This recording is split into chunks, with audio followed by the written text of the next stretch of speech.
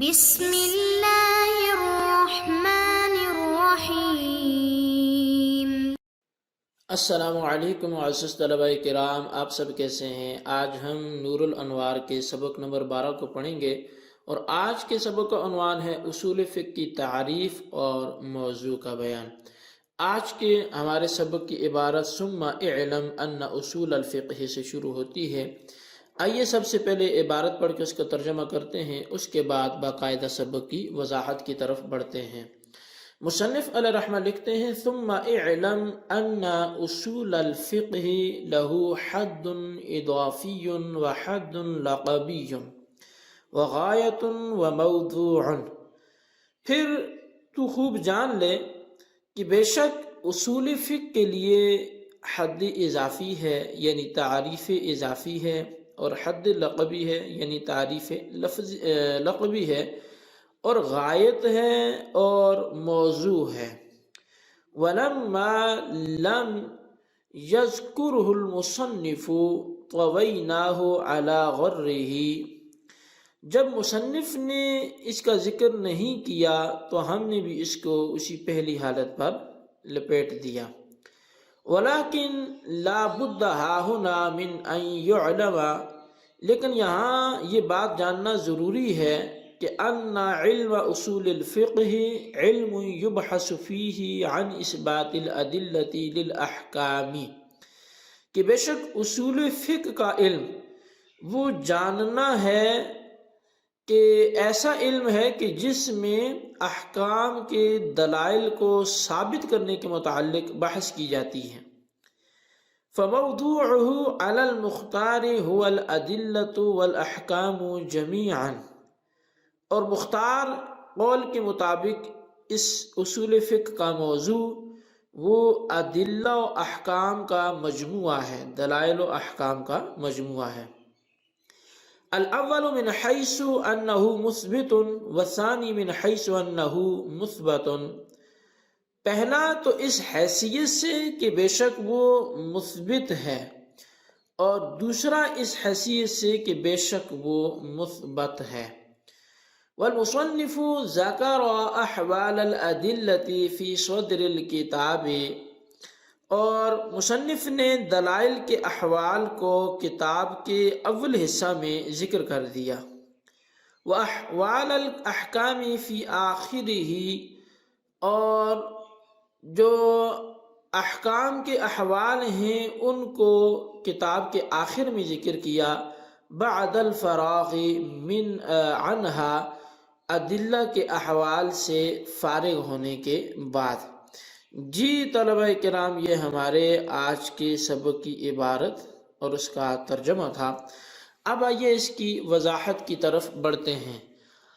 ملا جیون شارح نور الانوار نے فرمایا کہ کسی بھی فن کی تصنیف و تالیف کو شروع کرنے کے لیے اس فن کی تعریف، غرض اور موضوع کو بیان کرنا یہ ضروری ہوتا ہے۔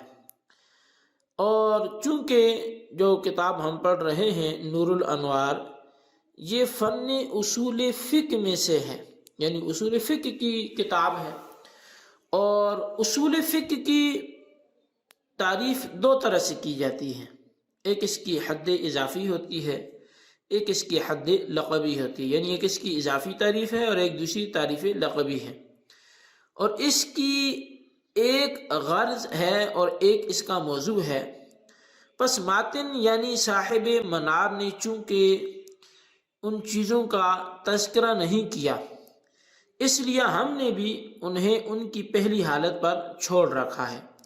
یعنی جس طرح ماتن منار نے تعریف اضافی کا اور تعریف لقبی کا موضوع، غرض و غایت کا ذکر نہیں کیا، تو ہم نے بھی اسی حالت پر اس کو چھوڑ دیا ہے۔ البتہ اتنی بات ضرور ذہن نشین کر لینی چاہیے، یعنی اتنی تعریف کم از کم ضرور سمجھ لینی چاہیے کہ جو اصول فقہ ہے یہ ایسا علم کا نام ہے کہ جس علم میں احکام شرعیہ کو دلائل شرعیہ سے ثابت کرنے کے متعلق بحث کی جاتی ہے۔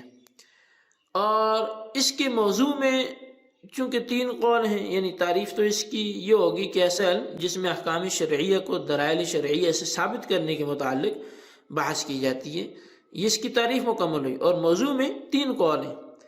پہلا قول یہ ہے کہ اصول فقہ کا موضوع فقط دلائل ہیں، اور دوسرا قول اس حوالے سے یہ ہے کہ اصول فقہ کا موضوع فقط احکام ہے، اور تیسرا قول اس حوالے سے یہ ہے کہ اصول فقہ کا موضوع دلائل اور احکام کا مجموعہ ہے۔ البتہ یہ جو تیسرا قول ہے کہ اصول فقہ کا موضوع دلائل اور احکام کا مجموعہ ہے، یہ تیسرا قول ہی مختار ہے، یعنی کہ اسی کو اپنایا گیا ہے، اسی کو پسند کیا گیا ہے۔ البتہ اب یہاں پر ایک اعتراض ہوتا ہے، اور وہ اعتراض یہ ہوتا ہے کہ جب اصول فقہ کا موضوع دلائل اور احکام کا مجموعہ ہے تو موضوع میں تعدد ہو گیا، یعنی کہ 2 چیزیں آ گئی، ایک سے زائد چیزیں آ گئی، یعنی اصول فقہ کے 2 موضوع ہو گئے، ایک دلائل ہو گئے، دوسرے احکام ہو گئے۔ اور تعدد موضوع تعدد علم پر دلالت کرتا ہے، یعنی جب اصول فقہ کے موضوع 2 ہیں تو اصول فقہ بھی 2 علم ہوں گے، حالانکہ یہ تو غلط ہے۔ تو اس کا جواب یہ ہے کہ تعدد موضوع تعدد علم پر اس وقت دلالت کرتا ہے جبکہ دونوں موضوعوں کے درمیان ذات کے اعتبار سے تغایر ہو۔ حالانکہ یہاں دلائل و احکام کے درمیان ذات کے اعتبار سے اتحاد ہے، اگرچہ فرق اعتباری ہے، اور ان دونوں کے درمیان ذات کے اعتبار سے اتحاد اس طور پر ہے کہ یہاں موضوع میں اس بات ملحوظ ہے اور اس بات مصدر ہے، اور مصدر کبھی فاعل کے معنی میں آتا ہے اور کبھی مفعول کے معنی میں آتا ہے۔ پس دلائل کے اعتبار سے اس بات مثبت یعنی فاعل کے معنی میں ہے، اور احکام کے اعتبار سے مثبت یعنی مفعول کے معنی میں ہے، یعنی دلائل ثابت کرنے والے ہیں اور احکام کو ثابت کیا جاتا ہے، یعنی جو فاعل کی صورتحال ہے، جو ثابت کرنے والے ہیں وہ دلائل ہیں، اور جو احکام ہیں تو یہ ثابت نہیں کرتے بلکہ ان کو ثابت کیا جاتا ہے۔ تو حاصل یہ کہ اس بات دلائل اور احکام دونوں میں ملحوظ ہے۔ فرق صرف اتنا ہے کہ دلائل کی طرف فاعل کے معنی میں ہو کر مضاف ہے، یعنی کہ دلائل جو ہیں وہ مثبت ہیں، وہ ثابت کرنے والے ہیں، اور احکام کی طرف یہ مفعول کے معنی میں ہو کر مضاف ہے، یعنی کہ احکام وہ ہیں جو مثبت ہیں، یعنی ان کو ثابت کیا جاتا ہے۔ پس جب اس بات دونوں میں ملحوظ ہے تو دونوں بالذات متحد ہوئے، اگرچہ اعتباری فرق ہے، اور جب دلائل اور احکام دونوں بالذات متحد ہیں تو تعدد موضوع لازم نہیں آئے گا، اور جب موضوع کا متعدد ہونا لازم نہیں آیا تو علم کا متعدد ہونا بھی لازم نہیں آئے گا۔ اب مصنف علیہ رحمہ یہاں سے مذہب مختار پر آپ نے جو فرمایا کہ اصول فقہ کا موضوع وہ 2 چیزیں ہیں، یعنی دونوں چیزوں کا مجموعہ ہے، دلائل اور احکام کا۔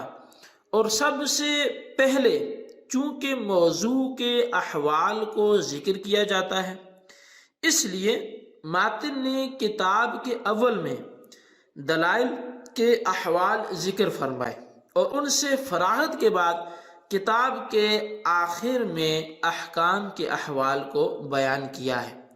اور دلائل کے احوال کو احکام کے احوال پر مقدم کرنے کی وجہ یہ ہے کہ دلائل از قبیلہ اصول ہیں اور احکام از قبیلہ فروع ہیں، اور اصول چونکہ فروع پر مقدم ہوتے ہیں اس لیے دلائل کے احوال پہلے اور احکام کے احوال بعد میں ذکر کیے گئے۔ تو جی طلبہ کرام، یہ ہمارا آج کا سبق تھا، اور اس کی جو وضاحت تھی وہ آپ کے گوش گزار کی گئی۔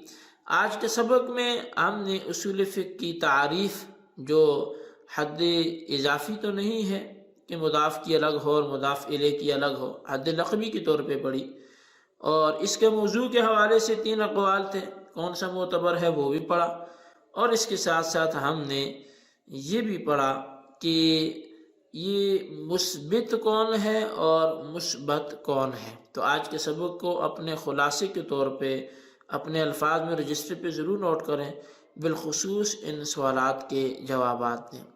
سوال نمبر 1 یہ ہے کہ اصول فقہ کی تعریف کیا ہے، تحریر کریں۔ اور سوال نمبر 2 یہ ہے کہ اصول فقہ میں جو اصول فقہ کا موضوع ہے اس کے حوالے سے مذہب مختار سپرد قلم کریں۔ اللہ تبارک و تعالیٰ سے دعا ہے جو کچھ ہم نے پڑھا سنا اسے یاد رکھنے کی توفیق نصیب فرمائے، آمین بجاہ النبی الامین صلی اللہ علیہ وسلم۔